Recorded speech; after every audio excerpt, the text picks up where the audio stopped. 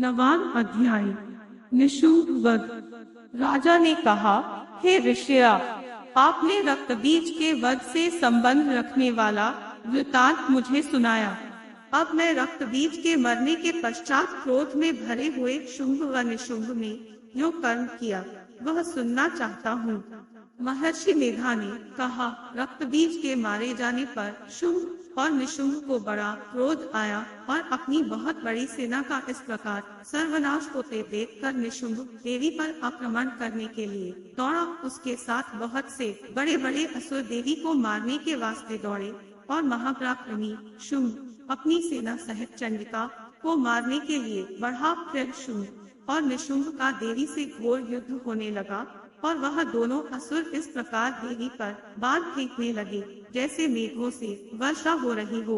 उन दोनों के चलाए हुए बाणों को देवी ने अपने बाणों से काट डाला और अपने शस्त्रों की वर्षा से उन दोनों दैत्यों को चोट पहुंचाई।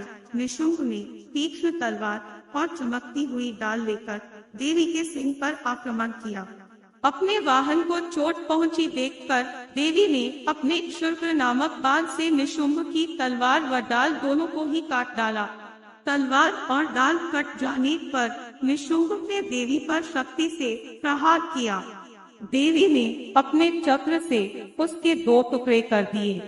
फिर क्या था, दैत्य मारे क्रोध के जल भुन गया और उसने देवी को मारने के लिए उसकी ओर शूल फेंका, किंतु देवी ने अपने मुक्के से उसको चूर चूर कर डाला। फिर उसने देवी पर गदा से प्रहार किया। देवी ने त्रिशूल से गदा को भस्म कर डाला। इसके पश्चात वह फरसा हाथ में लेकर देवी की ओर लपका। देवी ने अपने तीखे वालों से उसे धरती पर सुला दिया। अपने पराक्रमी भाई निशुंभ के इस प्रकार से मरने पर शुंभ क्रोध में भरकर देवी को मारने के लिए दौड़ा। वह रथ में बैठा हुआ उत्तम आयुधों से सुशोभित अपनी 8 बड़ी बड़ी भुजाओं से सारे आकाश को ढके हुए था। शुंभ को आते देखकर देवी ने अपना शंख बजाया और धनुष की टंकोर का भी अत्यंत दुस्सह शब्द किया। साथ ही अपने घंटे के शब्द से, जो कि संपूर्ण दैत्य सेना के तेज को नष्ट करने वाला था, संपूर्ण दिशाओं में व्याप्त कर दिया। इसके पश्चात देवी के सिंह ने भी अपनी दहाड़ से, जिसे सुन बड़े बड़े बलवानों लामत चूर चूर हो जाता था, आकाश, पृथ्वी और 10 दिशाओं को पूरित कर दिया। फिर आकाश में उछलकर काली ने अपने दांतों तथा हाथों को पृथ्वी पर पटका। उसके ऐसा करने से ऐसा शब्द हुआ जिससे कि उससे पहले के सारे शब्द शांत हो गए। इसके पश्चात शिवदूती ने असुरों के लिए भय उत्पन्न करने वाला अट्टहास किया, जिसे सुनकर दैत्य थर्रा उठे और शुंभ को बड़ा क्रोध हुआ। फिर अंबिका ने उसे आर्दुष्ट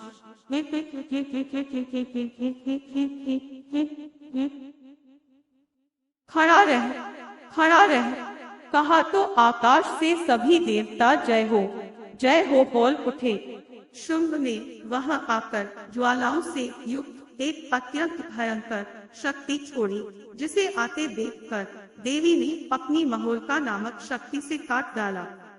हे राजन, फिर शुंभ के सिंहनाद से तीनों लोग व्याप्त हो गए और उसकी प्रतिध्वनि से ऐसा घोर शब्द हुआ जिसने इससे पहले के सब शब्दों को जीत लिया।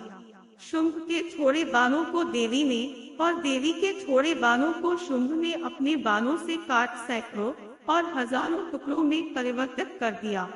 इसके पश्चात जब चंडिका ने क्रोध में भर शुंभ को त्रिशूल से मारा तो वह मूर्छित होकर पृथ्वी पर गिर पड़ा। जब उसकी मूर्छा दूर हुई तो वह धनुष लेकर आया और अपने बाणों से उसने देवी काली तथा सिंह को घायल कर दिया। फिर उस राक्षस ने 10,000 भुजाएं धारण करके चक्रादि आयुधों से देवी को आच्छादित कर दिया।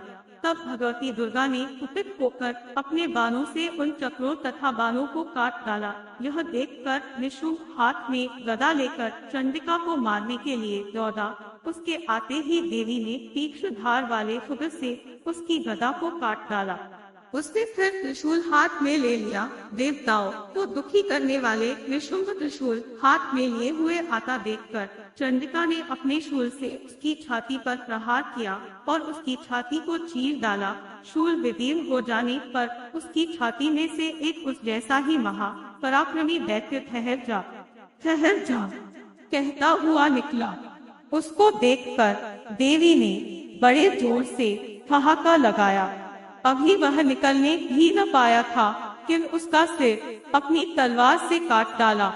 सिर के कटने के साथ ही वह पृथ्वी पर गिर पड़ा। तदनंतर सिंह दहाड़ कर असुरों का भक्षण करने लगा और काली शिवदूती भी राक्षसों का रक्त पीने लगी। कौमारी की शक्ति से कितने ही महादैत्य नष्ट हो गए। ब्रह्मा जी के कमंडल के जल से कितने ही असुर समाप्त हो गए। कई दैत्य माहेश्वरी के त्रिशूल से विदीर्ण होकर पृथ्वी पर गिर पड़े और बाराही के प्रहारों से छिन्न भिन्न होकर धराशायी हो गए। वैष्णवी ने भी अपने चक्र से बड़े बड़े महा पराक्रमियों का कचमूर निकालकर उन्हें यमलोक भेज दिया और एनवी से कितने ही महाबली राक्षस टुकड़े दो हो गए। कई दैत्य मारे गए, कई भाग गए, कितने ही काली शिवदूती और सिंह ने भक्षण कर लिए।